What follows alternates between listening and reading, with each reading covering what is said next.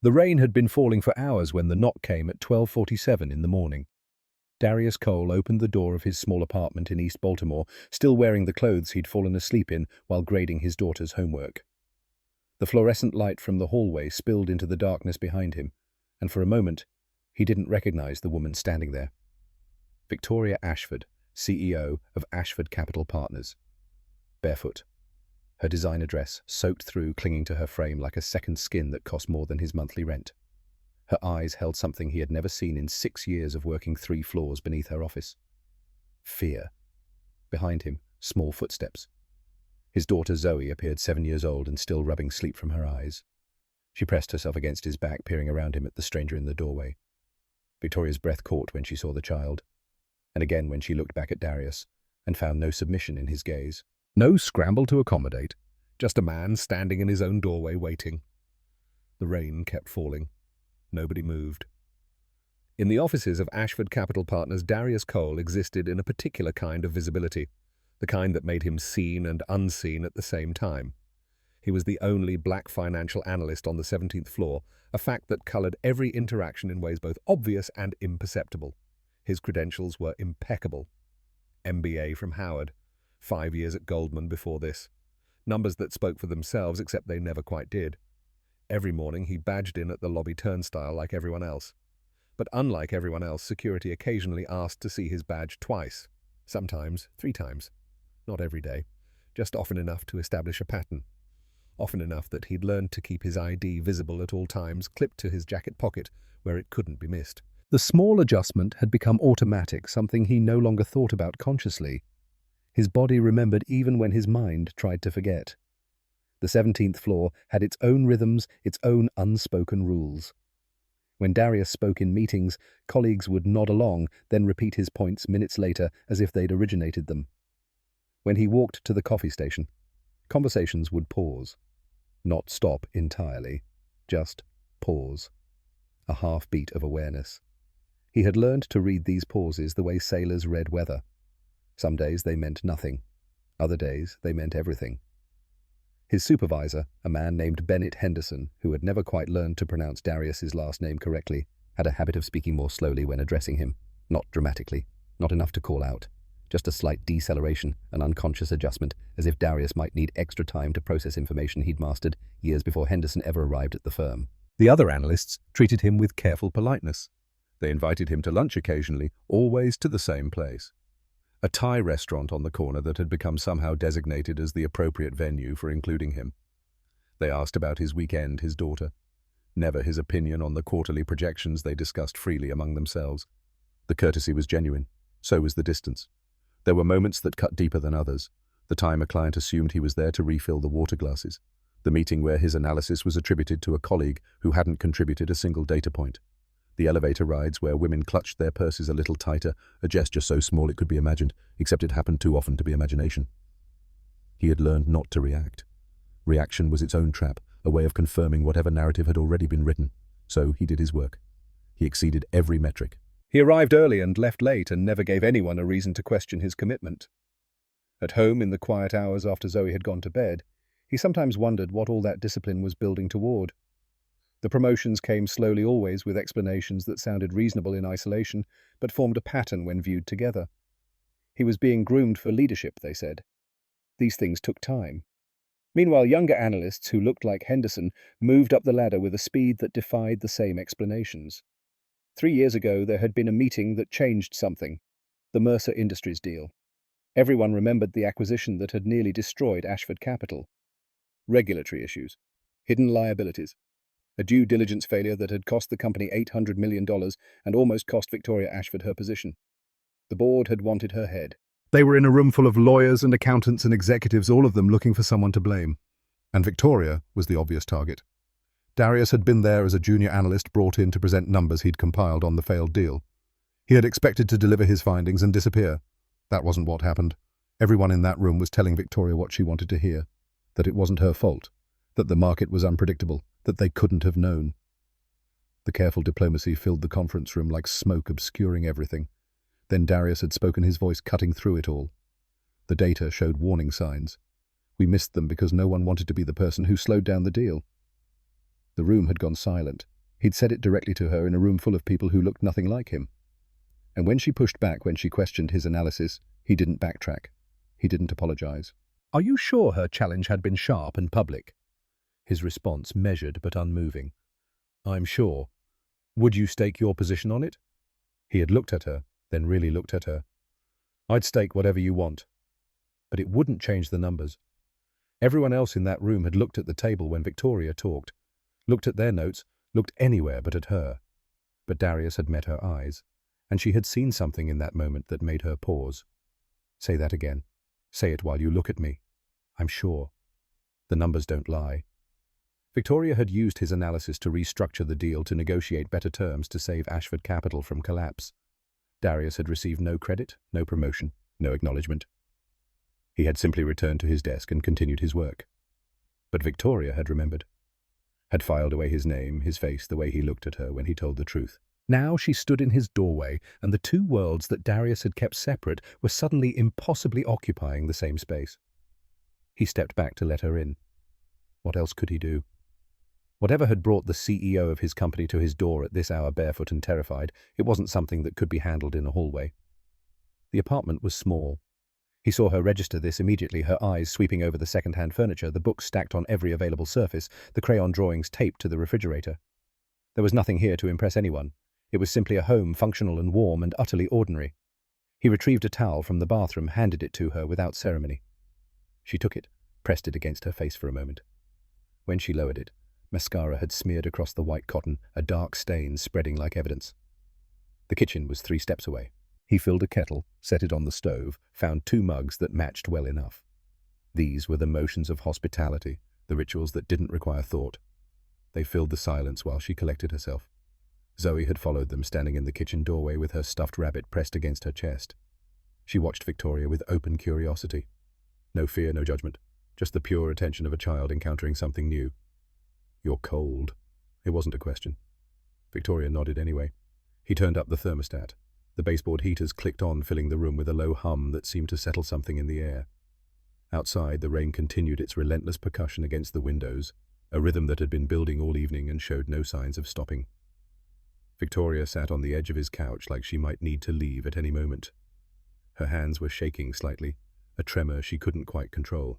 She seemed smaller here, stripped of the corner office and the tailored suits and the army of assistants who anticipated her every need. Just a woman wet and frightened sitting in a stranger's living room. Except Darius wasn't quite a stranger. That was the strange part. She had come here deliberately, had sought out his address, somehow had navigated through the company's HR files or asked the right person the right question, had travelled across the city in the middle of a storm to knock on his specific door. There was a reason for that. There had to be. But he didn't ask. Not yet. The kettle whistled a sharp sound that cut through the quiet. He poured water over tea bags, added honey to 1 mug, because he remembered she took her coffee sweet in meetings. A small detail filed away unconsciously, now suddenly relevant. She accepted the tea with both hands, wrapping her fingers around the warmth like it was something precious.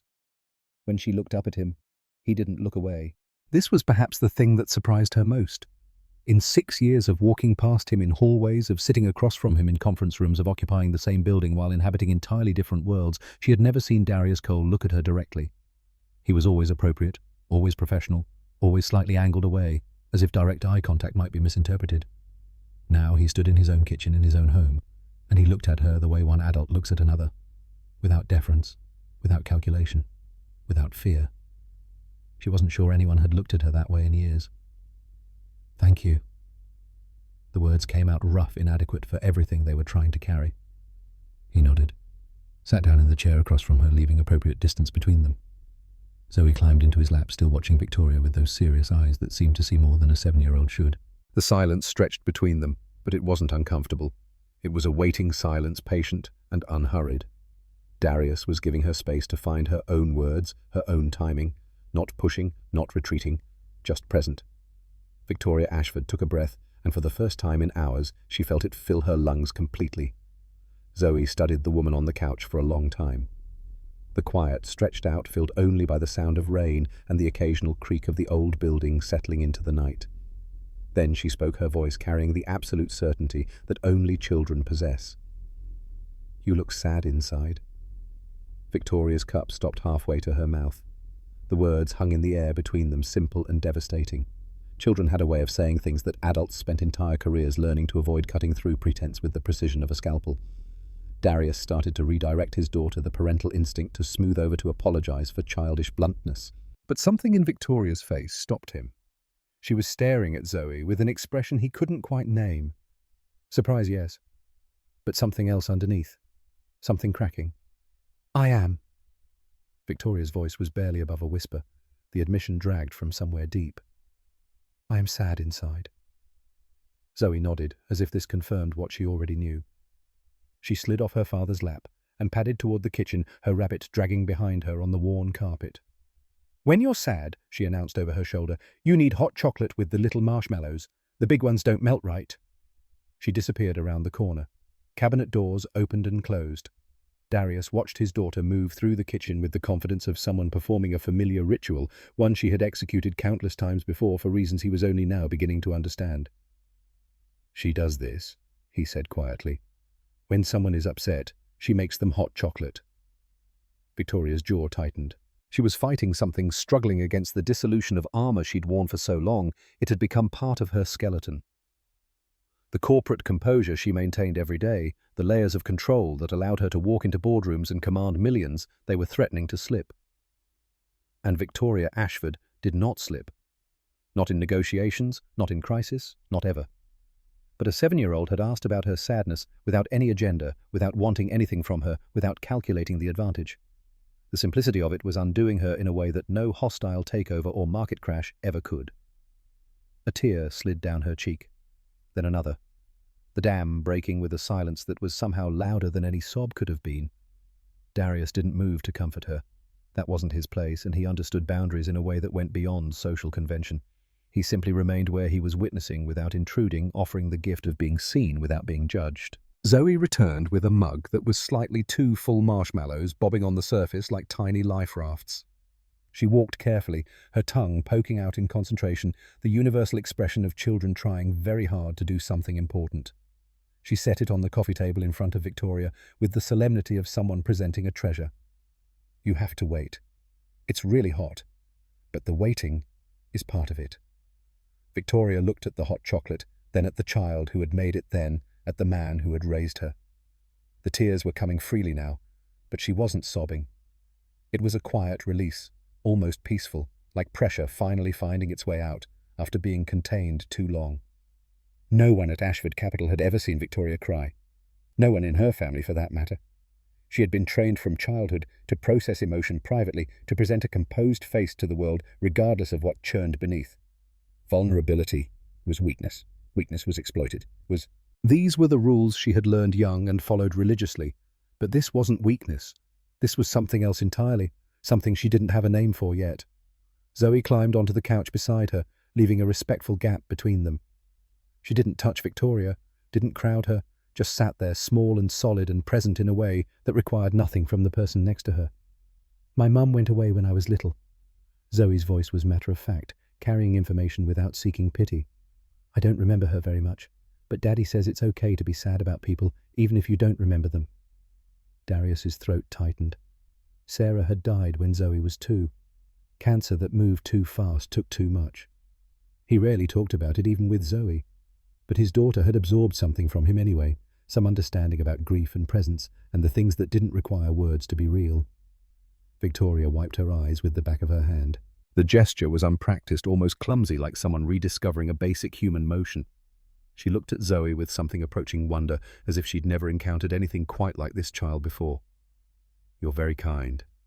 Zoe shrugged the compliment sliding off her shoulders with the ease of someone who didn't think kindness was remarkable. "Daddy says kind is just paying attention." She pointed at the hot chocolate. "You should drink it now. The marshmallows are almost melted." Victoria picked up the mug, took a sip. The sweetness hit her tongue, too much sugar, the kind of flavor profile a child would create without understanding restraint or balance. She drank more anyway, letting the warmth spread through her chest, chasing away some of the cold that had settled there over the past few hours. Across the room, Darius watched his daughter do what he couldn't, what no adult could, really. She had looked at Victoria Ashford and seen not a CEO, not a powerful woman, not a threat or an opportunity, just a person who was sad inside. And she had responded the only way she knew how, with marshmallows and presents and the uncomplicated grace of a child who hadn't yet learned that some people were supposed to be treated differently than others. Something shifted in the room. Darius couldn't have named it, couldn't have pointed to the exact moment it changed, but the air felt different, lighter, like a window had been opened somewhere, letting in fresh air after years of staleness. Victoria set down the empty mug. The tears had stopped leaving her face, cleaned of the last remnants of mascara, stripped down to something raw and honest. When she looked at Darius now, she looked like someone who had been given permission to be human again, even if only for a moment. "Thank you," she directed it at both of them. "For this." Zoe yawned, the drama of the evening finally catching up with her small body. Her eyes were starting to droop, the fierce alertness fading into the softness of approaching sleep. "Time for bed, little one." Darius stood, and his daughter didn't argue. She slid off the couch, retrieved her rabbit from where it had fallen, and paused in front of Victoria. Her next words came with the casual generosity that children offer so easily. "You can stay. The couch is pretty comfortable. Daddy sleeps on it sometimes when he falls asleep reading." Then she was gone, padding down the hallway to her room, her small shadow disappearing into the darkness beyond the kitchen light. Victoria looked at Darius. He looked back, and in that exchange something was understood without being spoken. "Stay. It's late. The couch is yours." She nodded, and for the first time since she'd arrived, something in her face relaxed, the constant vigilance easing just slightly. It took her several minutes to begin. Darius had given her blankets, a pillow had retreated to the doorway of the kitchen to give her space while still being present. The apartment had grown quiet, except for the rain, which had settled into a steady rhythm that sounded almost like conversation. 3 years ago, there was a deal. Her voice cut through the quiet, steady, now clinical, almost like she was presenting findings in a boardroom. The Mercer Industries acquisition. Everyone remembered it, she said, though her tone suggested she wished they didn't. The regulatory issues, the hidden liabilities, the due diligence failure that had nearly destroyed everything she'd built. The board wanted my head. We were in a room full of lawyers and accountants and executives, all of them looking for someone to blame, and I was the obvious target. Darius nodded but said nothing, letting her words fill the space between them. "You were there. Do you remember?" He did.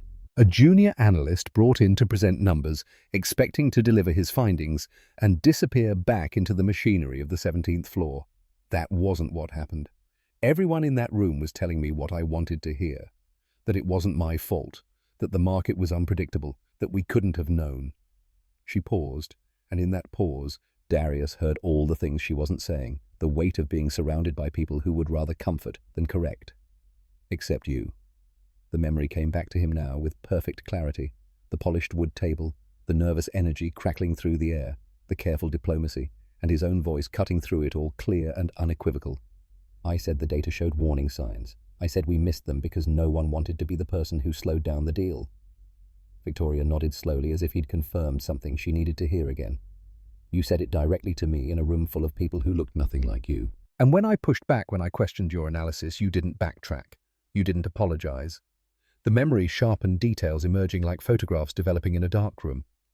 Her challenge sharpened public, designed to test whether he really believed what he was saying or was just reading from prepared remarks. His response measured but unmoving, refusing to give ground even when every survival instinct screamed at him to defer. "You asked if I was sure. I said I was sure. You asked if I would stake my position on it. I said I would stake whatever you wanted, but it wouldn't change the numbers." Victoria almost smiled, the first hint of something other than fear or sadness crossing her face. Everyone else looked at the table when I talked, looked at their notes, looked anywhere but at me. She met his eyes, and in that moment the distance between CEO and analyst dissolved entirely. "You looked at me. You said it again, looking right at me. Say that again." "Say it while you look at me." "And you did. And I knew you were telling the truth. That meeting had been a turning point for the company, though. Darius had never fully understood his role in it. Victoria had used his analysis to restructure the deal, to negotiate better terms, to save Ashford Capital from the collapse that had seemed inevitable. He had received no credit, no promotion, no acknowledgement. He had simply returned to his desk and continued his work another day, in a career built on being simultaneously visible and invisible. Tonight her voice wavered slightly, the clinical tone cracking just enough to let emotion through. "Tonight, I found out my brother is trying to take the company. He's been building a coalition on the board for months. I didn't see it. I trusted him." The betrayal in her voice was raw, unfiltered. Family cut deepest, because family was supposed to be the one place where trust didn't require constant vigilance, where you could lower your guard without calculating the cost. I left a dinner party without my shoes, got in my car and drove. I didn't know where I was going. And then I was here. She looked around the small apartment as if seeing it clearly for the first time, taking in the modest furnishings, the lived-in quality of a space that had never tried to be anything other than a home. I came here because 3 years ago, you were the only person who told me the truth when it mattered. She paused, and in that pause the entire foundation of her visit became clear. I came here because I remembered your eyes. Darius absorbed this, the weight of being remembered for a moment. He had almost forgotten himself, a moment that had defined something for her while barely registering for him. Outside, the rain continued to fall, relentless and patient.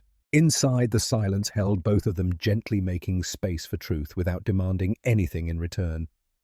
He didn't cross the room to comfort her. He didn't offer solutions or advice or the false reassurance of easy words. He simply let her truth exist between them, witnessed and unhurried, validated by nothing more than his presence and his willingness to listen. And Victoria Ashford, who had not allowed herself to be vulnerable in front of another person in longer than she could remember, felt something in her chest finally begin to unknot. The apartment settled into darkness. Zoe was asleep, her door slightly ajar the way she liked it, letting in just enough light from the hallway to keep the shadows at bay. Darius sat in his bedroom, the door open, listening to the old building's familiar sounds, the pipes creaking, the floor settling, the rain against the windows like fingers tapping out messages in code. From the living room came a different sound, muffled, almost imperceptible. Crying. Not the quiet tears from earlier, but something deeper, waves of release that Victoria had probably held back for months, maybe years. The kind of crying that comes when you're finally somewhere safe enough to fall apart. He stood, moved to his doorway and stopped. The crying continued, soft and broken and utterly human. Every instinct told him to go to her, to offer comfort, human presence, the simple kindness of not letting someone cry alone in a stranger's apartment. But he understood something about this moment that went beyond instinct. He was a black man. She was a white woman. She was his CEO. He was her subordinate. She was alone in his apartment in the middle of the night, vulnerable and emotional, and temporarily without the armor that usually protected her from the world.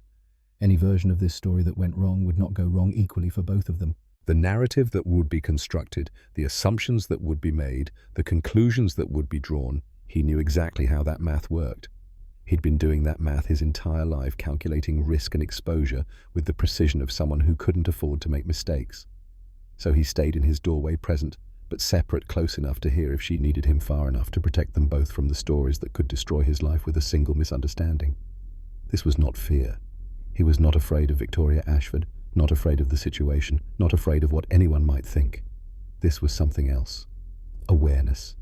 The particular vigilance that had been trained into him through 1,000 small lessons, a lifetime of navigating spaces where the rules for him were different than the rules for everyone else. Zoe shifted in her sleep down the hall, a small sound, almost nothing. But it grounded him, reminded him why every choice mattered, why caution wasn't cowardice but survival. She was his reason. Not his only reason, but his clearest one. Everything he did, every choice he made, filtered through the question of what world he was building for her, what example he was setting, what price she might have to pay for his decisions. If he went to Victoria now, if he sat beside her and offered comfort, he would not be doing anything wrong. He knew this with absolute certainty. But he also knew that doing nothing wrong was not the same as being protected. Innocence was not a shield, not for people who looked like him. History had taught that lesson too many times to ignore. So he stayed where he was, and eventually Victoria's crying quieted her. Breathing steadied into the rhythm of exhausted sleep. Darius returned to his bed. He didn't sleep. He lay there in the darkness, thinking about boundaries, about the weight of constantly calculating risk, about what it meant to be a good man in a world that would not always see him that way. Around 4 a.m, the rain finally stopped. The silence that followed was almost startling, the absence of sound, somehow louder than the storm had been. He thought about Sarah, how she used to tease him about his overthinking. "You're not responsible for everyone's assumptions," she would say. "Just be yourself." But being himself had never felt uncomplicated. Being himself required navigation, translation, the constant work of existing in spaces that tolerated his presence without ever fully accepting it. Being himself meant understanding that the same actions carried different weights depending on who performed them, that his margin for error was always smaller, his burden of proof always higher. The ceiling above him was cracked in one corner. He had been meaning to fix it for months, but there was always something more urgent, always some other demand. The crack remained a small imperfection in an imperfect life, a reminder that not everything could be controlled or corrected. In the living room, Victoria Ashford slept under borrowed blankets. Her powerful life temporarily suspended her vulnerability, witnessed by a man who understood that witnessing was sometimes the only safe thing to offer. And in the quiet space between them, in the darkness that held them both, something delicate survived the night. Morning arrived, grey and soft light filtering through the apartment windows, like something tentative, uncertain of its welcome. Darius woke to the smell of coffee and something else, something cooking that carried a faint edge of char. He found Victoria in his kitchen, barefoot, still her hair loose around her shoulders in a way that made her look younger, less armoured. She had found eggs, bread, butter. Simple ingredients transformed into an attempt at breakfast that was going slightly wrong. Zoe sat at the small kitchen table, chattering about her dreams with the enthusiasm of someone who believed everyone wanted to hear about the purple elephant she'd been riding. Victoria listened with apparent fascination, nodding at appropriate moments, asking questions that suggested genuine interest rather than polite obligation. The scene was so domestic, so ordinary, that Darius had to blink several times to convince himself it was real. His CEO standing in his kitchen at 6:30 in the morning attempting to scramble eggs while his daughter narrated a fantastical journey through a candy-colored landscape. "She's teaching me about breakfast." Zoe's announcement carried the gravity of someone receiving instruction from a master. "Did you know eggs are better when you whisper to them?" Victoria caught Darius's eye over his daughter's head, and something passed between them. An acknowledgement of the strangeness of this situation, the impossible intimacy of sharing morning routines with someone who should have been a stranger, who by all reasonable measures was a stranger despite everything that had happened in the last 8 hours. "I don't actually whisper to eggs, but she asked if I had any cooking secrets, so I improvised." Darius poured himself coffee, moving around Victoria carefully in the small kitchen. Their arms didn't touch. Their bodies maintained the distance that had held through the night, an invisible boundary that protected them both from complications neither could afford. Through the window he noticed Mrs. Patterson from across the hall. She was taking out her garbage, but her route seemed unnecessarily circuitous, her pace unusually slow. Her gaze lingered on his window longer than casual glancing would explain, her eyes tracking movement inside with the focused attention of someone gathering information for future conversations. He knew that look. The preliminary data collection that would fuel speculation in laundry rooms and stairwells, that would build narratives from fragments and assumptions that would turn the simple act of making breakfast into something else entirely. Zoe remained oblivious, describing her dream about the purple elephant with increasing enthusiasm. But Victoria noticed. He saw her register Mrs. Patterson's attention, saw her understand what it meant, saw something tighten around her eyes. "If anyone asks," her voice was quiet, pitched below Zoe's chatter, "I'll tell them the truth. That I came here because I needed help. That you helped me." Darius nodded slowly. They both knew it wouldn't matter what she said.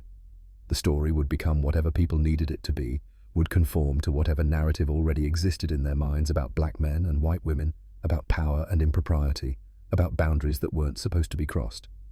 Breakfast was good. Zoe declared it the best eggs she'd ever had, which was high praise from a child who approached every meal as a potential disappointment.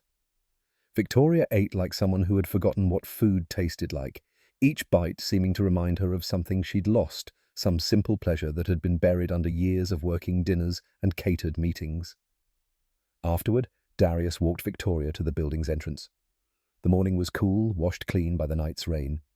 Puddles reflected grey sky, and somewhere a bird was singing its voice, carrying over the sound of early traffic. Her car was parked crookedly at the curb, evidence of her state when she'd arrived, the panic that had driven her here without thought for parking regulations or appearances. She paused at the door, her hand on the frame, hesitating like someone trying to find words for something that had no adequate language. "I don't know what happens next. With my brother, with the company, with any of it." Darius didn't offer reassurance. He didn't have any to give, didn't believe in empty comfort or false promises. "You'll figure it out. You did before." She looked at him for a long moment, studying his face like she was trying to memorize it, to capture something that might disappear if she didn't hold it carefully enough in her mind. "Thank you. For not asking questions. For not expecting anything." He nodded, and she turned and walked to her car, moving with something closer to her usual confidence, the vulnerability of the night settling back beneath the surface where it lived most of the time. He watched until she pulled away, until her taillights disappeared around the corner. Behind him, Mrs. Patterson had found another reason to linger in the hallway. Her eyes tracked him as he returned to his apartment full of curiosity. She wouldn't voice directly questions that would multiply in the asking, speculation that would spread like water finding cracks in concrete. Darius closed the door behind him and tried not to think about what the next few days might bring. The summons came 3 days later. Darius was called to the 19th floor, 2 levels above his usual territory. A conference room with floor-to-ceiling windows and a view of the harbour that cost more than his annual salary, that reminded everyone who entered it about the value of height, the rewards of climbing. 3 people waited for him. Bennett Henderson, his supervisor.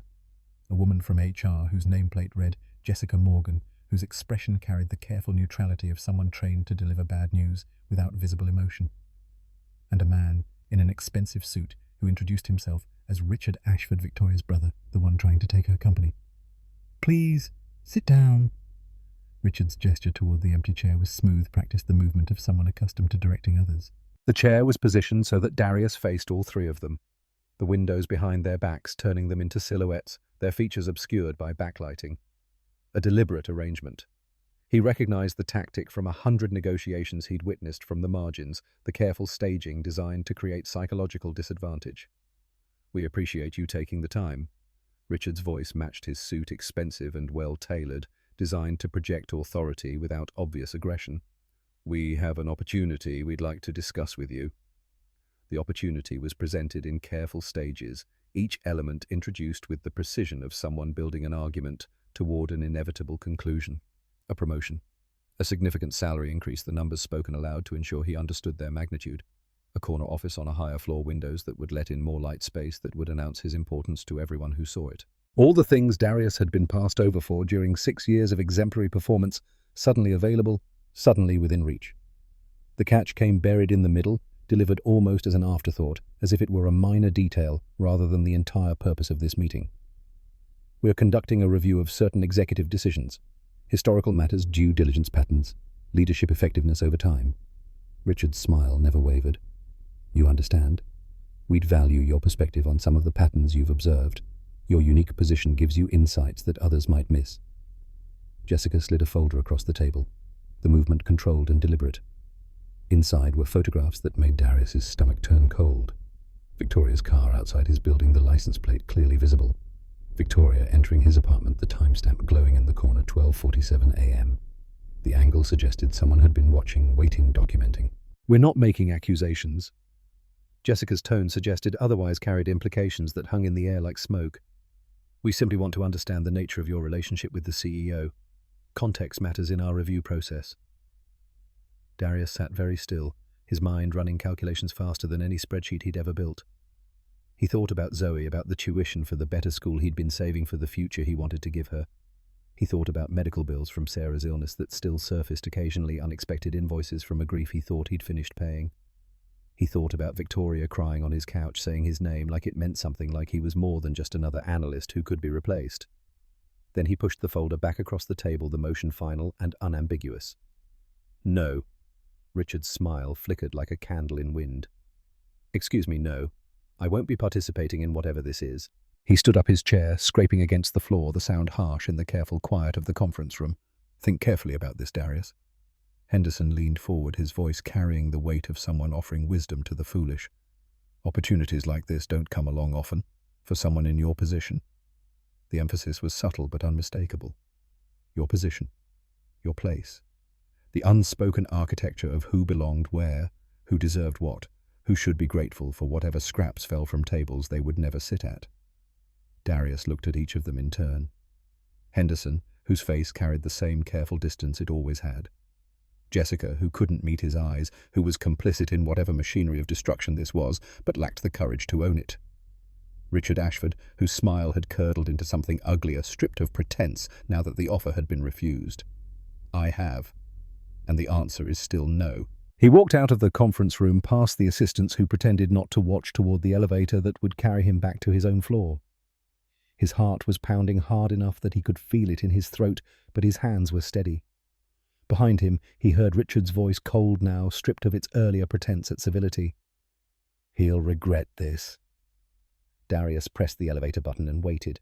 He probably would regret it. The calculation was simple enough, but not for the reasons they imagined, not because he'd turned down money or status or the illusion of advancement.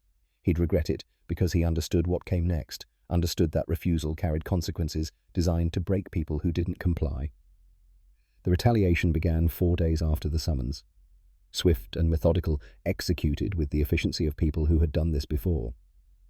Darius found himself placed on administrative leave pending an investigation into unspecified irregularities in his work. His access badge was deactivated without ceremony. His company email was suspended, cutting him off from colleagues and projects midstream. He received these notifications by certified mail, each one stamped with the corporate logo he had served faithfully for 6 years, now weaponized against him. But the professional consequences were almost manageable compared to what happened next. Someone leaked his personnel file to a blog that specialized in corporate gossip, the kind of site that thrived on scandal and innuendo that built traffic from the wreckage of other people's reputations. His home address was suddenly public information available to anyone with internet access and bad intentions.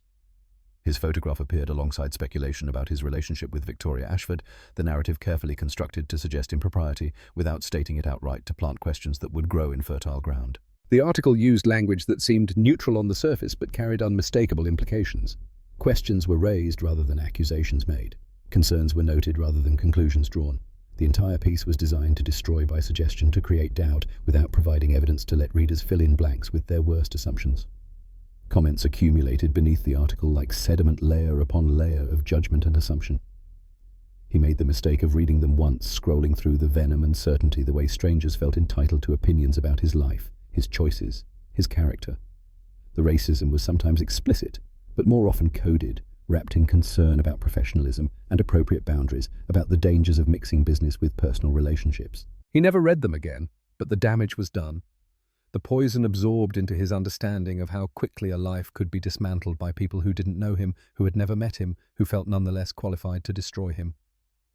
Zoe came home from school one afternoon with questions that no 7-year-old should have to ask. A classmate's parent had seen something online, had said something within earshot of children, and the cruelty had filtered down through layers of adult carelessness until it reached his daughter's ears, distilled into simple words that carried complicated damage. "Daddy, why did that lady say you did something bad?" Her voice was small and confused, trying to reconcile the father she knew with the villain being constructed in digital spaces she didn't understand. He held her for a long time, searching for words that would protect her from a world he couldn't control, from narratives he couldn't fight, from the ways that power crushed people who refused to bow. He wanted to explain that sometimes people made up stories about others, that lies could spread faster than truth, that adults weren't always fair or kind or honest. But she was 7, and the world was still supposed to make sense at 7, and he couldn't bring himself to steal that from her entirely. Sometimes people misunderstand things. They see something and think it means something else. It's not your fault and it's not my fault. It's just what happens sometimes. She seemed satisfied with this answer, or at least willing to accept it, her resilience, a gift he didn't deserve, but accepted with gratitude. She went to her room to play, and he sat alone in the kitchen, trying to remember how to breathe normally, how to function when everything felt like it was collapsing. Meanwhile, Victoria Ashford faced her own siege. The photographs from outside Darius's apartment building became ammunition in her brother's campaign, evidence marshaled to question her judgment, her fitness, her capacity to lead. Board members who had been loyal for decades suddenly found reasons to doubt, to wonder, to consider alternatives they would never have entertained before. The narrative Richard constructed was elegant in its viciousness, suggesting not wrongdoing, but weakness, not corruption, but poor decision-making, a loss of the sharp instincts that had made her successful. He never accused Victoria of anything specific, never made claims that could be directly refuted. Instead, he raised questions, expressed concerns, noted patterns that might warrant further examination. The business press covered the story with barely concealed delight. Another powerful woman brought low, another reminder that authority was always conditional for those who didn't fit the traditional mold. Headlines spoke of leadership transitions and strategic reviews, language that sounded professional but carried unmistakable implications about Victoria's future at the company she had built. The details didn't matter. The shape of the story was irresistible, conforming to expectations so deeply embedded that they felt like truth rather than prejudice. A CEO making poor decisions, a woman letting emotion cloud judgment. The narrative practically wrote itself, required minimal effort from those eager to believe it. Darius watched from the outside, unable to help, unable to even contact her without making things worse. The mathematics of their situation were brutal in their simplicity. Any communication between them would be interpreted as evidence of whatever story people wanted to believe would confirm suspicions rather than dispel them.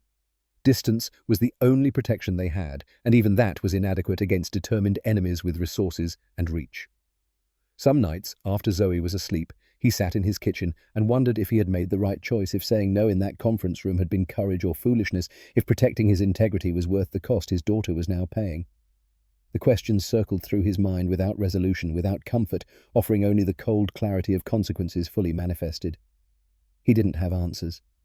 He only had the memory of Victoria's eyes when she'd asked about his analysis 3 years ago, the way she had looked at him like his truth mattered, like he was worth listening to. And he had the memory of that night of her vulnerability and his daughter's kindness, of the simple fact that sometimes doing the right thing didn't require certainty about outcomes, only clarity about principles. That had to be worth something. He had to believe it was worth something because the alternative was accepting that honesty was a luxury he couldn't afford, that survival required compromise with people who saw him as a tool to be used or an obstacle to be removed. The pressure continued to build, mechanical and relentless. Bills accumulated on his kitchen table, red notices replacing white deadlines approaching with the inevitability of weather. The savings he'd carefully built over years of disciplined spending began to drain away, consumed by ordinary expenses that suddenly felt extraordinary without steady income. Interviews at other firms went nowhere once they ran background checks, once his name triggered whatever flags had been planted in databases he couldn't see.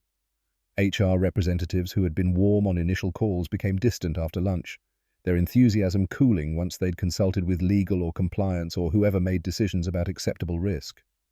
Nobody said it directly. Nobody had to. The machinery of professional exclusion operated smoothly, quietly, leaving no fingerprints while ensuring outcomes. He was being blacklisted without anyone explicitly blacklisting him, shut out of opportunities through mechanisms so subtle they were nearly impossible to challenge or prove. His landlord mentioned casually that someone had been asking questions about his lease, about his reliability, about whether there had been any complaints. The conversation was friendly on the surface, but the message was clear. People were watching. People were asking. People were building cases for actions not yet taken but clearly contemplated. Darius understood what was happening. He was being squeezed from every direction, pressure applied to every vulnerable point until something broke. The offer was still there, implicit in every new hardship. Cooperate. Give Richard Ashford what he wanted. Provide the perspective that would help destroy Victoria's reputation. And in exchange, all of this would stop. The investigation would conclude favorably. The job offers would materialize. The bills would become manageable again. The pattern was obvious to anyone paying attention, but proving it was another matter entirely. Richard was careful, his fingerprints absent from the visible mechanisms of pressure, the entire operation designed to look like natural consequences rather than orchestrated punishment. Darius thought about Zoe's face when she'd asked about the lady, and the bad thing about the confusion in her voice, about the way she was learning lessons about the world that he'd hoped to delay for years. He thought about his father, who had worked 30 years in a factory that never promoted him, who had told Darius once that a man's dignity was the only thing that couldn't be taken away without his permission. He thought about Victoria, alone in her own battle, fighting against her own brother, betrayed by family in ways that cut deeper than any corporate maneuvering ever could. And he thought about the night she had knocked on his door because she remembered someone who told the truth, because in a world of careful lies and strategic evasions, honesty had meant something worth remembering. The pressure built. Darius held. Week after week, as his resources dwindled and opportunities vanished, as the weight accumulated and the future grew darker. He held because the alternative was surrender, was validation of a system designed to break people like him, was teaching his daughter that principles only mattered when they were convenient.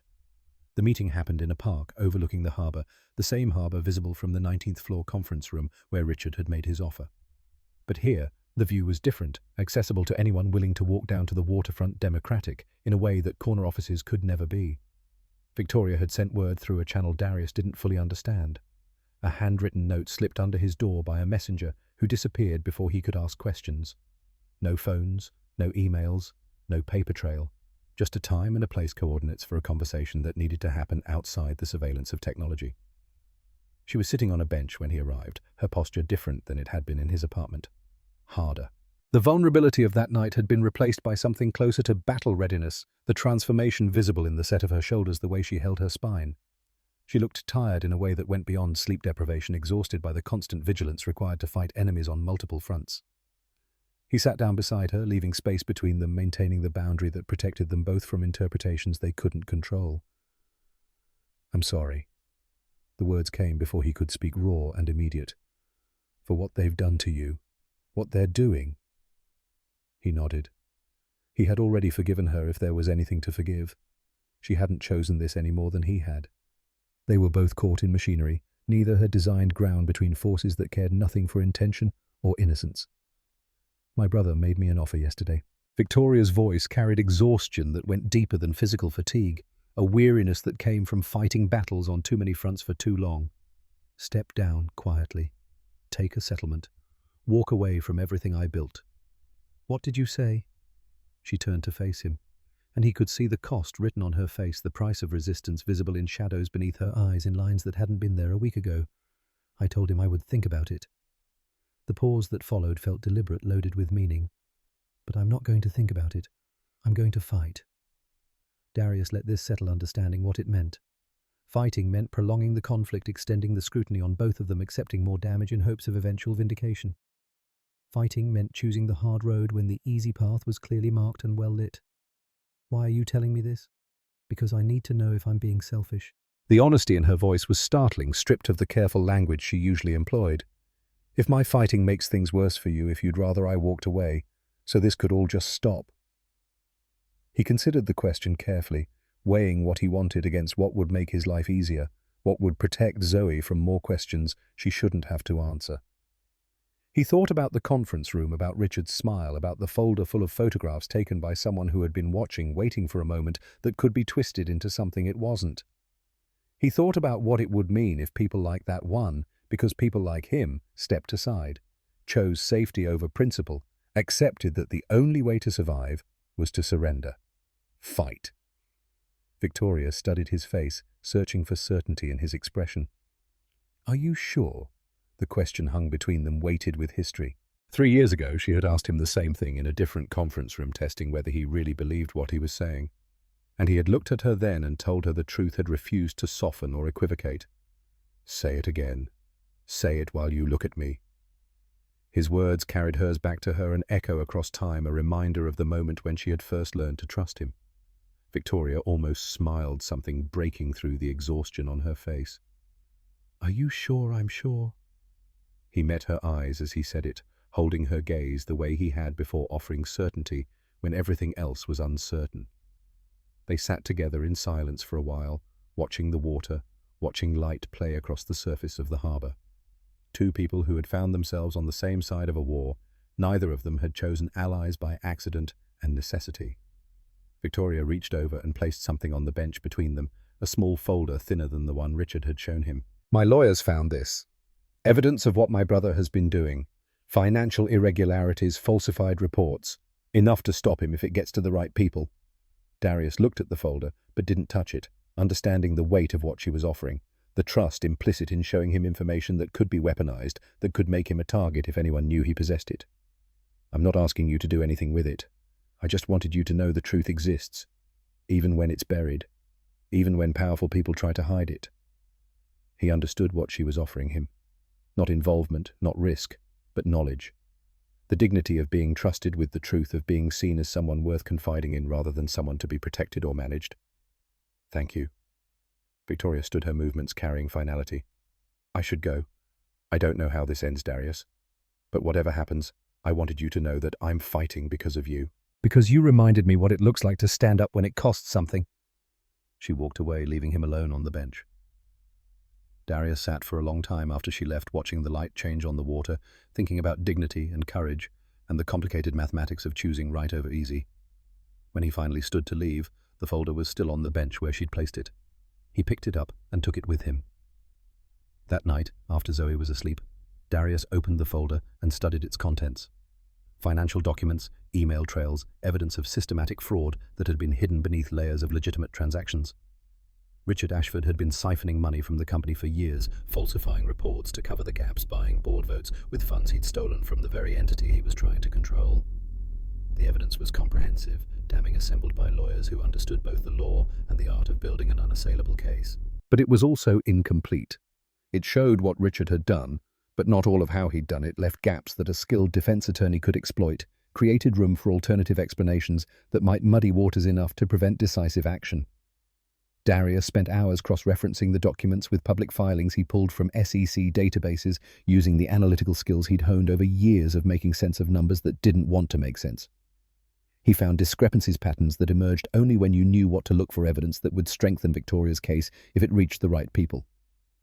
He built a comprehensive analysis, laying out the fraud in language that board members could understand, that investigators could act on, that would be impossible to dismiss or explain away.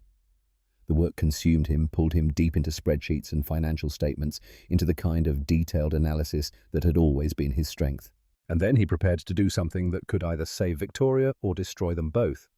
He created an anonymous email account, routing it through encryption services he'd learned about during his weeks of unemployment, during hours spent on forums where people discussed digital privacy and secure communication. The technical details were complex, but the principle was simple.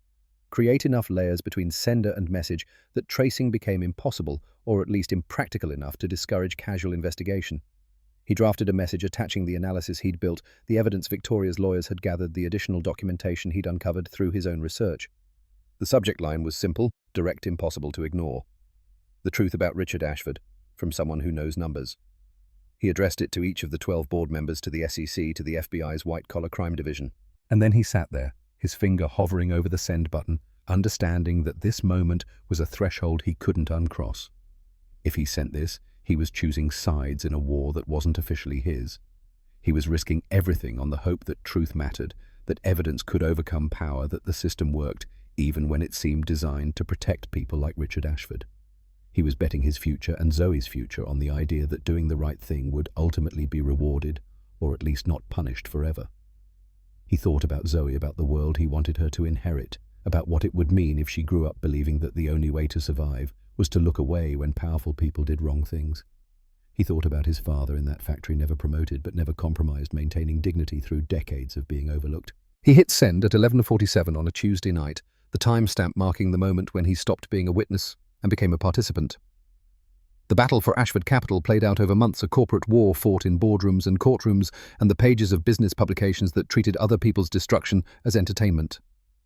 The evidence Darius had sent proved decisive at a critical board meeting in late October, exposing Richard's financial manipulations with a clarity that couldn't be denied or spun. Board loyalties shifted back to Victoria, not out of loyalty, but out of self-preservation, once they understood that supporting Richard meant being associated with fraud, meant potential legal exposure, meant being on the wrong side of a story that was rapidly taking shape in ways that would be remembered. The victory wasn't clean. Corporate wars never were. Reputations were damaged on all sides.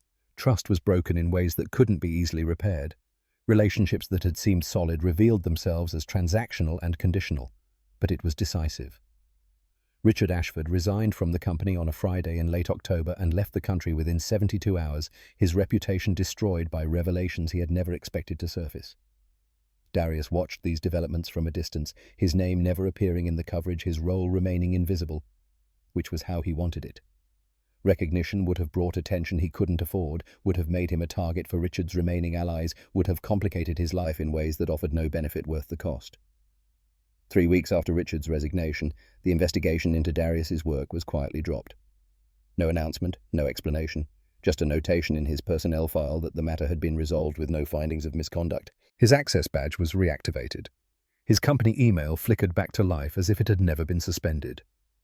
The machinery of his professional existence resumed its normal operations, indifferent to the weeks it had spent grinding him down. A letter arrived by courier, delivered to his apartment on a Wednesday afternoon when Zoe was at school.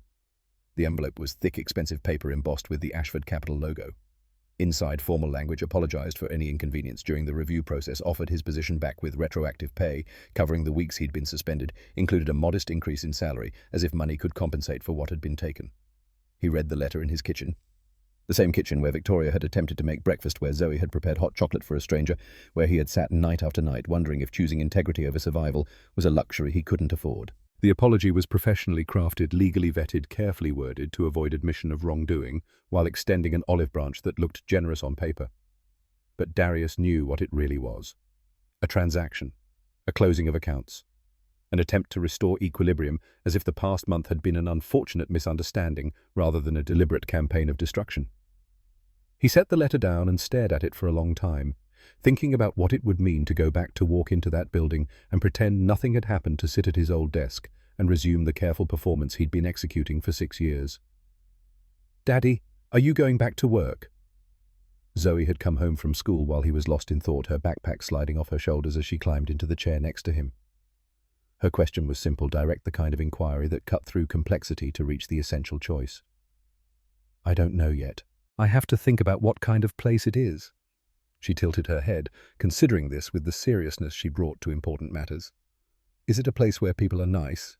Sometimes. It's a place where some people are nice, and some people are learning." Zoe seemed satisfied with this answer, turning her attention to the snack he'd prepared, her mind already moving to other concerns. But Darius remained at the table, the letter in front of him, the weight of decision pressing down. 2 days later, his phone rang. Victoria's name appeared on the screen, the first direct contact they'd had since the park, since she'd walked away, leaving him with a folder full of evidence that he'd transformed into something more powerful than she could have anticipated. "I'd like to offer you a position." Her voice carried the formality of a business call, professional boundaries re-established now that the immediate crisis had passed. "Senior analyst reporting directly to me. Real authority, real responsibility, real path to advancement." The offer was specific, concrete, the kind of thing he'd been waiting for throughout his entire tenure at Ashford Capital. Everything he'd earned but never received, suddenly available, suddenly within reach. Why? The question came out more blunt than he'd intended, but he needed to understand the motivation, needed to know if this was gratitude or guilt or something else entirely. "Because you earned it. Years ago." Victoria's response was immediate, carrying certainty that suggested she'd been thinking about this longer than the past few weeks. "And because this company needs people who tell the truth, people who do the right thing when it costs something. We've had enough of the other kind." "Can I have time to think?" "Of course." A pause, and then her voice softened slightly, the professional veneer thinning just enough to let something more personal through. "But Darius, I hope you'll say yes. Not for my sake. For yours. For Zoe's." He hung up and sat with the weight of 2 offers, 2 versions of his future laid out like paths diverging from a single point. Return to what had been, or step forward into something new. Safety or possibility. The familiar cage or the unfamiliar sky. The decision took 3 days. He spent the time talking to Zoe in the careful way he'd learned, asking questions that let her reveal her thoughts without imposing his own anxieties. He walked through his neighborhood, past the corner where Sarah used to buy flowers on Sundays, past the school where Zoe was learning to navigate a world that wouldn't always be kind to her, past the laundromat where Mrs. Patterson and her friends gathered to exchange information and judgment in equal measure. He thought about his father's words about dignity that couldn't be taken without permission. But he also thought about what came after dignity, about building something that lasted longer than a single act of resistance, about creating change rather than just surviving systems designed to grind people down. On Monday morning, he called Victoria and accepted the position. The first few weeks in his new role were a study in adjustment and recalibration. The office on the 21st floor wasn't ready yet, still being prepared with the technology and furniture befitting a senior analyst who reported directly to the CEO. So Darius worked from a temporary space, smaller than what had been promised, but already better than what he'd left behind. The work was immediately different. Victoria included him in meetings that would have been far above his previous clearance level, sought his analysis on decisions that would shape the company's direction for years. She didn't treat him as a token or a symbol, didn't parade him around as evidence of her commitment to change. Instead, she put him to work, gave him real problems that required the full scope of his capabilities, trusted him to deliver insights that would inform choices involving millions of dollars. It was exhausting and exhilarating in equal measure. For the first time in his career at Ashford Capital, he felt like he was being used properly, like his skills were being deployed at their appropriate level, rather than being wasted on tasks designed to keep him busy, but not influential. The other executives took their cues from Victoria, treating Darius with a respect that seemed genuine rather than performative. Some of them were the same people who had overlooked him for years, who had repeated his ideas as their own, who had nodded politely while dismissing everything he said. But power had a way of changing perceptions, and his proximity to Victoria granted him an authority that his credentials alone had never provided. He noticed the shift in small ways. When he spoke in meetings, people took notes. When he sent emails, they received prompt responses. When he walked through the halls, colleagues greeted him by name, correctly pronounced, without the slight pause that used to precede interactions. Henderson had been reassigned to a different division. His authority diminished in ways that suggested consequences without public humiliation. Darius saw him occasionally in the elevator or the cafeteria, their exchanges brief and professional, carrying none of the underlying tension that had characterized their previous relationship. Henderson seemed smaller, somehow diminished not just in rank, but in presence, as if the removal of unearned power had revealed how little substance remained beneath. Jessica from HR was still there, still maintaining her careful neutrality, still executing whatever directives came from above, without apparent moral consideration. Darius didn't seek her out, didn't confront her about her role in Richard's campaign. There seemed little point. She had been a tool, willing but not driving, and tools were rarely worth the energy of anger. The changes at Ashford Capital extended beyond his personal situation. Victoria had used the crisis as an opportunity for comprehensive restructuring, bringing in new board members who challenged, rather than confirmed, hiring executives who understood that diversity wasn't just optics, but operational advantage. The culture was shifting slowly but measurably towards something that might eventually resemble actual meritocracy, rather than the carefully maintained hierarchy that had preceded it. 6 weeks into his new position, Darius received an invitation to a company event, a formal dinner celebrating Ashford Capital's return to financial stability after the turbulence of Richard's attempted coup and subsequent exposure. The invitation was marked with a handwritten note in Victoria's distinctive script. "I'd appreciate your presence, not as my analyst, but as someone who helped save this company when it mattered most." He almost declined. The prospect of formal clothes and careful conversations of being on display in ways that made him deeply uncomfortable was almost enough to outweigh the implied importance of the request. But then he thought about what it would mean to Zoe if he explained why he'd chosen to hide rather than attend, what lessons she would internalize about belonging and worth and the right to occupy spaces that hadn't traditionally welcomed people who looked like him. He found a suit that still fit, pressed it carefully arranged for his neighbor to watch Zoe for the evening.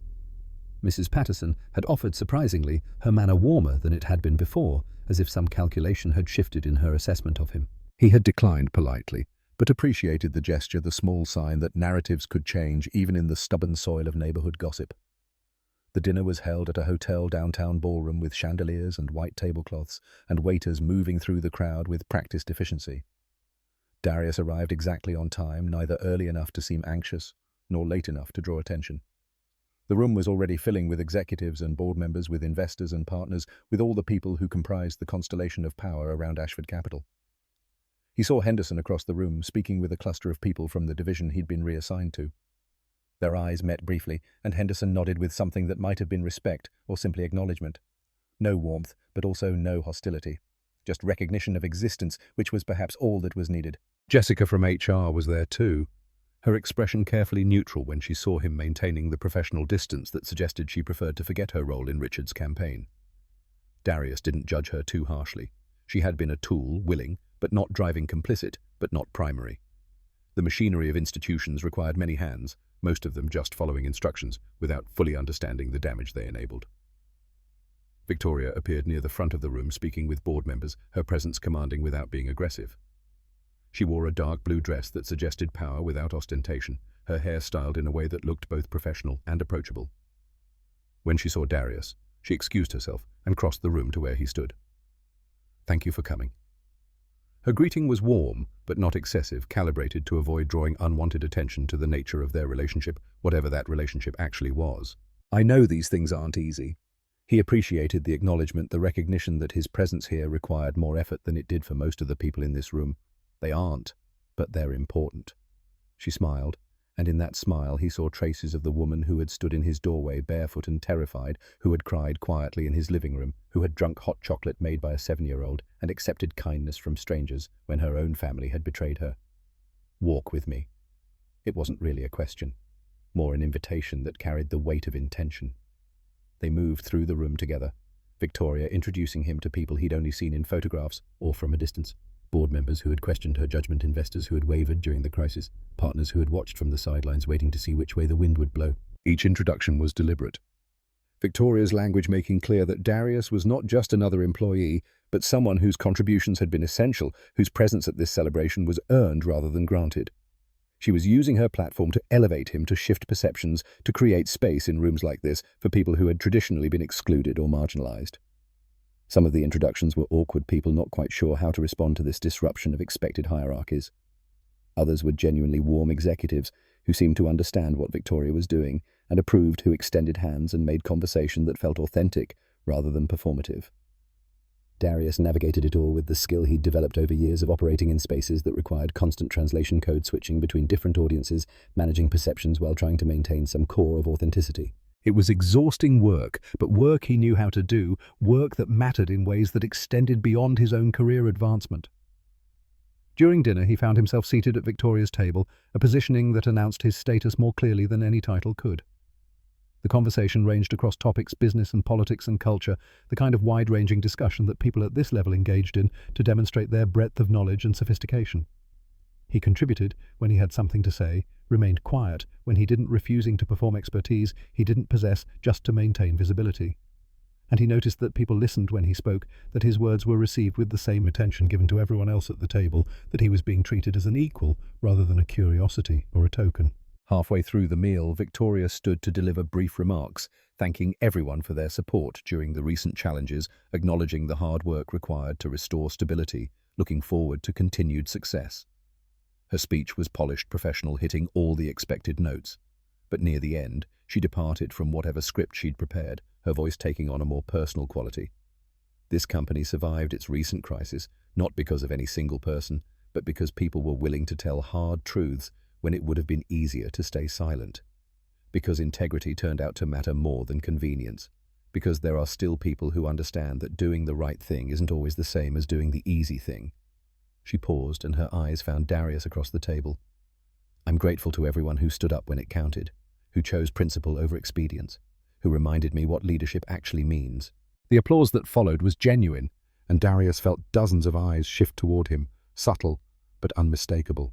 People making connections, understanding something about the subtext of Victoria's words, recognizing that he was more than just another analyst at the senior level.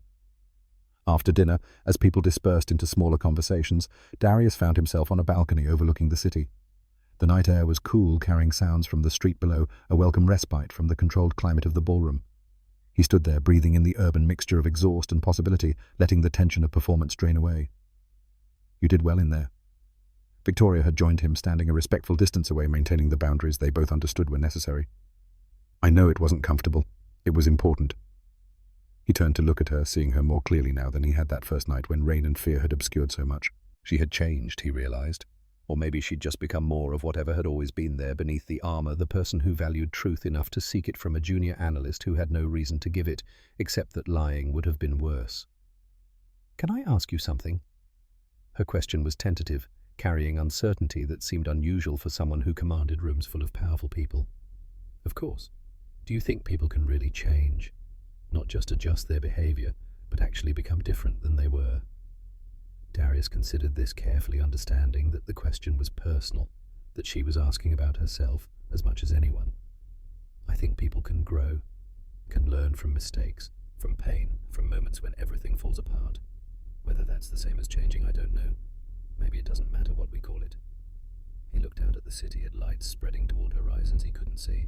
I think what matters is whether we're better today than we were yesterday, whether we're building something that lasts, whether we're creating space for other people to grow too. Victoria was quiet for a long moment, absorbing this. Then she spoke, her voice carrying a weight that suggested she'd been holding these words for a while, waiting for the right moment to release them. That night when I came to your apartment, I was running from my brother, from the betrayal, from everything falling apart. But I was also running towards something, even if I didn't know it at the time. She turned to face him directly, her expression open in a way he'd rarely seen. I was running toward the possibility that someone would see me as something other than a CEO or a target or a piece in someone else's game, just as a person who needed help. And you gave me that. You and Zoe. You treated me like a human being when I'd forgotten how to be one. Darius didn't know what to say to this, didn't trust his ability to respond to such naked honesty without diminishing it somehow. So he simply nodded, acknowledging the truth of her words without trying to minimize or reframe them. I'm not sure I've properly thanked you. Victoria's voice was softer now, almost tentative, not just for the evidence, for the analysis that helped stop Richard, but for the kindness, for the hot chocolate and the towel and the space to fall apart without being judged for it. You don't need to thank me for that. I think I do. I think it's important to acknowledge when someone gives you something you didn't know you needed. They stood together in silence for a while, watching the city, listening to the muted sounds of the party continuing behind them. Two people who had started in different worlds and found themselves briefly sharing the same space, understanding that whatever connection they'd formed would always be complicated by the realities of power and race and professional hierarchy, but was real nonetheless. Eventually, they returned to the party to separate conversations and appropriate distances to the roles they played in public spaces. But something had been acknowledged between them, some debt recognized if not fully repaid, some understanding reached about what they had given each other and what they had built from the wreckage of that rainy night. Darius left the event earlier than most, declining offers of drinks and further networking, eager to get home to Zoe to return to the life that mattered more than any ballroom conversation ever could. As he walked to his car, he thought about Victoria's question about whether people could really change. He didn't have a definitive answer. But he knew that he had changed, that the past months had transformed him in ways both visible and hidden. He was more willing to take up space now, less apologetic about his presence in rooms that had traditionally excluded him, more confident in his voice, his analysis, his right to be heard. And he knew that Victoria had changed too, that the woman who had knocked on his door was different from the CEO who had ruled Ashford Capital with perfect control and careful distance. She had learned something about vulnerability, about trust, about the ways that breaking could be the prelude to building something stronger. Maybe that was enough. Maybe change didn't require complete transformation, just consistent movement in a better direction, just the willingness to learn from mistakes and adjust course when the old way stopped working. 8 months after accepting Victoria's offer, Darius sat in his permanent office on the 21st floor, morning light streaming through windows that offered a view of the harbour he'd only seen from parks before. The space was his earned through years of work that had finally been recognised, equipped with technology and resources that made his old desk seem like a relic from another era. The work remained challenging problems that required the full scope of his analytical skills rather than just the portions that made others comfortable. When he spoke in meetings now, people listened with the kind of attention that suggested they actually valued what he had to say. Not because they had to, not out of obligation or guilt, but because they had learned that his words carried weight, that his analysis revealed patterns others missed. Things at Ashford Capital continued changing, the transformation incremental but visible to anyone paying attention. More faces like his appeared in conference rooms, voices that had been silent before finding space to speak. The shift wasn't revolutionary, wasn't dramatic enough to make headlines or trigger profiles in business magazines, but it was real, measurable in small ways that accumulated over time into something that resembled actual progress. The old patterns hadn't disappeared entirely. Unconscious bias didn't evaporate just because leadership declared it unwelcome. But there was accountability now, mechanisms for addressing inequities, when they surfaced, a willingness to examine systems rather than just blaming individuals. The playing field wasn't level yet, might never be perfectly level, but it was less tilted than before. At home, life had found rhythms that incorporated work without being consumed by it. Zoe was thriving at a better school funded by the salary increase that had come with his promotion. She made friends easily, brought home stories about teachers and playground dynamics and books she was reading, asked questions about the world that he tried to answer with honesty, tempered by hope. Some nights they made hot chocolate together, using the little marshmallows that melted just right, maintaining the ritual that Zoe had invented and perfected. She would talk about her day while he listened with the attention she deserved, grateful for the simple fact of her presence, her resilience, her capacity to remain kind in a world that didn't always reward kindness. One evening they sat on the couch watching a movie she'd chosen, something animated with talking animals and lessons about friendship. Halfway through, she looked up at him with an expression that suggested she'd been thinking about something for a while, building up to a question. "Daddy, I remember when that sad lady came to our house." The memory was months old now, but clearly still present for her, filed away in whatever system children use to make sense of adult complications. "I remember too. She wasn't sad when she left. I think we helped her. I think so too." Zoe was quiet for a moment, her attention seemingly back on the movie, but Darius could sense there was more coming, could feel the weight of something she needed to say. "I'm glad you didn't bow your head." The words surprised him, their specificity, suggesting she'd been carrying them for a while, waiting for the right moment to deliver them. "That's what my teacher says strong people do. They don't bow their heads when it's hard." Darius pulled his daughter close, feeling the trust in the way she leaned against him, the absolute faith she had that he would protect her, guide her, show her how to be strong. Her teacher was right and wrong, he thought. Sometimes strong people did bow their heads strategically for survival, choosing battles carefully, because not every hill was worth dying on. The world was more complicated than children's books suggested, more nuanced than simple lessons about courage and integrity could capture. But on that night in that apartment with that woman standing at his door, he had chosen not to bow. And Zoe had seen it, had remembered. It had internalized something about strength that would shape how she moved through the world. That was worth something. Maybe everything. Across the city, in a corner office overlooking the harbour from an even higher floor, Victoria Ashford worked late into the evening. The view from here was expansive, showing the city spreading out toward distant horizons, lights beginning to appear as dusk settled over Baltimore. Her desk was clear except for essential items organized with the precision of someone who had learned that control over small things helped manage larger uncertainties. On one corner sat a photograph that hadn't been there before the troubles, before Richard's betrayal, before the night she'd driven through rain to knock on a door she had no right to knock on. The frame was simple, purchased from a drugstore, rather than a gallery cheap plastic that held something more valuable than its construction suggested. Inside was a picture of a mug with marshmallows floating on top, the image slightly blurred as if taken quickly without attention to focus or composition.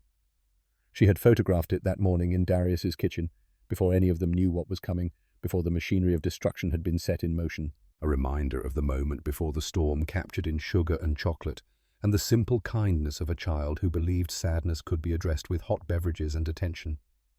Victoria looked at it when the pressure built, when board meetings stretched into battles, when the loneliness of leadership threatened to overwhelm her capacity to carry it.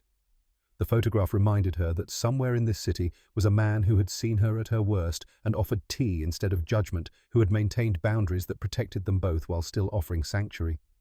And a child who had looked at her sadness and responded with chocolate and truth, who had shown her what kindness looked like when it wasn't contaminated by calculation or expectation. The battles continued, would always continue. Corporate wars and market pressures, and the endless negotiation of power and principle that defined life at this altitude. But some things had shifted in ways that couldn't be easily measured or quantified. Victoria had learned to trust differently, to value honesty over comfort, to surround herself with people who would tell her hard truths rather than easy lies. The near destruction of everything she'd built had taught her that success without integrity was just a slower form of failure, that winning by compromising core principles meant losing the only things that actually mattered. She had also learned something about vulnerability, about the strength required to ask for help, about the ways that breaking down could be the prelude to building something better. That night in Darius's apartment had cracked something open in her, had shown her what she'd been missing in her relentless pursuit of achievement and control. Connection. Real connection. The kind that existed without agenda, that asked nothing, and offered everything, that recognized shared humanity beneath the surfaces of race and class and power. The changes she'd implemented at Ashford Capital weren't just about better business practices or risk management, though they were certainly about those things. They were about creating an environment where people like Darius didn't have to choose between integrity and survival, where excellence was recognized regardless of who demonstrated it, where the playing field was level enough that talent could actually matter. It was slow work, frustrating work that faced resistance from people invested in old systems and comfortable inequities. But it was work worth doing, work that meant something beyond quarterly earnings and stock prices. Her phone buzzed with a message from her assistant, a reminder about tomorrow's early meeting. Victoria glanced at the time, realized she'd been working far later than intended, gathered her things to leave. But before she did, she looked once more at the photograph of the mug, at the marshmallows frozen in their state of almost melted perfection, at the evidence of a moment when everything had seemed impossible, but help had come from an unexpected direction. She touched the frame lightly, a gesture of gratitude or remembrance or hope. Then she turned off her office lights and headed home to an apartment that was still too large, still too quiet, but somehow felt less empty than it had before. In his apartment in East Baltimore, Darius helped Zoe get ready for bed, the routine familiar and comforting. Teeth-brushed pajamas on stuffed rabbit retrieved from wherever it had ended up during the day's adventures. He read her a story about a girl who befriended a dragon, Zoe, providing commentary about what the characters should do differently, her narrative instincts already well developed. When the story finished, she looked up at him with sleepy eyes. "Daddy, do you think the sad lady is happy? Now I think she's happier. I think she's still working on it like all of us. That's good. Everyone should get to be happy." The simplicity of her worldview was both beautiful and heartbreaking. He kissed her forehead, turned off the light, left her door slightly ajar the way she liked it. Back in the kitchen, he made himself tea, the same kind he'd made for Victoria that night, though he didn't consciously realize the connection until the kettle whistled. He sat at the table where they'd shared breakfast, where Zoe had dispensed wisdom disguised as hot chocolate instructions, where decisions had been made that changed the trajectory of multiple lives. The rain would come again, he knew, Storms where inevitable challenges would continue appearing. The world would keep testing his principles and his patience. But some boundaries had held through the worst of it. Some dignity had survived intact. Some people had chosen to stand when it would have been easier to kneel. And in the space between what was and what might be there was room for something like hope. Not naive optimism, not blind faith that everything would work out perfectly, but a grounded belief that effort mattered, that choices accumulated into something meaningful, that building a better world was possible, even if the progress came slowly. He finished his tea and rinsed the mug, looking out the kitchen window at the city beyond. Somewhere out there, Victoria was probably still working, probably looking at that photograph of marshmallows, and remembering what it felt like to be seen as human, rather than just powerful. Somewhere out there, people were making their own choices about integrity and compromise, about standing up and bowing down, about what kind of world they wanted to leave behind. And here in this small apartment in East Baltimore, a father and daughter had faced a storm together and remained standing. That was worth everything.